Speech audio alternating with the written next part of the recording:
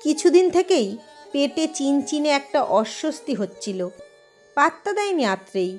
ভেবেছে দিন দশেক আগে বিয়ের অনুষ্ঠান মিটেছে, অনিয়ম হয়েছে, উল্টোপাল্টা খাওয়া হয়েছে, সে কারণেই হয়তো কোনো অসুবিধা হচ্ছে। কিন্তু আজ রাতে ব্যথার চোটে ঘুম ভেঙে গেছে। এত ব্যথা যে চিৎকার করতে ইচ্ছে হচ্ছে। দাঁতে দাঁত চেপে যন্ত্রণা সহ্য করে আত্রেই। পাশেই শুয়ে আছে চয়ন। পাছে ওর ঘুম ভেঙে যায়, যদি বিরক্ত হয়। একটু একটু করে চিনছে মানুষটাকে, এখনো প্রায় অচেনা। প্রাণপণে ব্যথা সহ্য করতে করতে আত্রেয়ীর মনে পড়ে সে যখন ছোট্টটি ছিল, একটু কষ্ট হলেই বাবা চেপে রাখত বুকে, সারা রাত কোলে নিয়ে পায়চারি করত, যতক্ষণ আত্রেয়ী শান্ত না হচ্ছে। মাঝরাতে ঘুম ভেঙে গেলে মাকে ডাকার আগে বাবাকেই ডাকত। মনে হতো বাবা পাশে থাকলেই আর ভয় নেই। সেই বাবা চলে গেল যখন আত্রেয়ী সবে 10। ছোট্ট আত্রেয়ী ঠাম্মির কাছে ঠাকুরের কত গল্প শুনেছিল। ঠাকুর নাকি বাচ্চাদের কথা শোনেন। সেই বিশ্বাসে ঠাকুরের কাছে আকুল হয়ে বারবার বাবাকে ফিরে পেতে চেয়েছিল। বাবা ফিরে আসেনি। অভিমানে ঠাকুরকে ডাকা বন্ধ করেছিল আত্রেয়ী।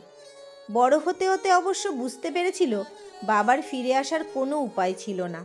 এই শূন্যতা রয়ে যাবে জীবনভর। ব্যথাটা যে কমছেই না।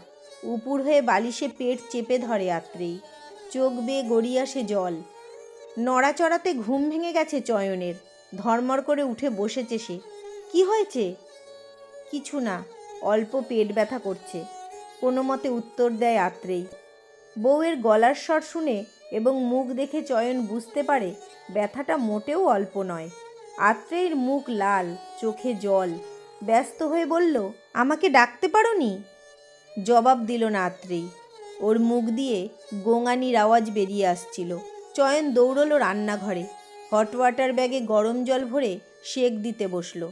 একটা অ্যান্টাসিডও খাইয়ে দিল, তবুও ব্যথা কমার নাম নিচ্ছিল না। ভোর হতেই আত্রেয়ীকে নিয়ে ডাক্তারের কাছে ছুটল সে।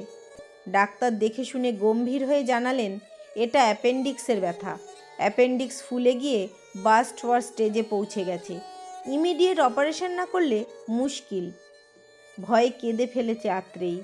কাটা ছেঁড়ায় ওর বড় ভয়। ক্রন্দনরত বউকে এক হাতে জড়িয়ে রাখে চয়ন। নরম গলায় বলে, কেন কাঁদছ? দেখবে সব ঠিক হয়ে যাবে। চাকা লাগানো স্ট্রেচারে নিয়ে যাওয়া হচ্ছিল আত্রেয়ীকে। চোখ বন্ধ করে শুয়েছিল আত্রেয়ী। ভয়ে ওর সারা শরীর কাঁপছে। ওটিতে ঢুকে যাওয়ার আগের মুহূর্তে চয়ন এগিয়ে এসে হাত রেখেছে মাথায়। একটুও ভয় পেও না, এই তো আমি রয়েছি এখানে। আমি আছি তোমার সাথে। আমি আছি কথাটায় এত জোর, বুকটা হালকা হয়ে গেল আত্রেয়ীর। অ্যানাস্থেশিয়ার প্রভাবে চোখ বন্ধ করার আগের মুহূর্তে ওর মনে হলো ভগবান কতভাবে যে ফিরিয়ে দেন। এতদিনের শূন্য জায়গাটা ভরাট হয়ে যাচ্ছে ধীরে ধীরে। নিশ্চিন্তে চোখ বন্ধ করল সে।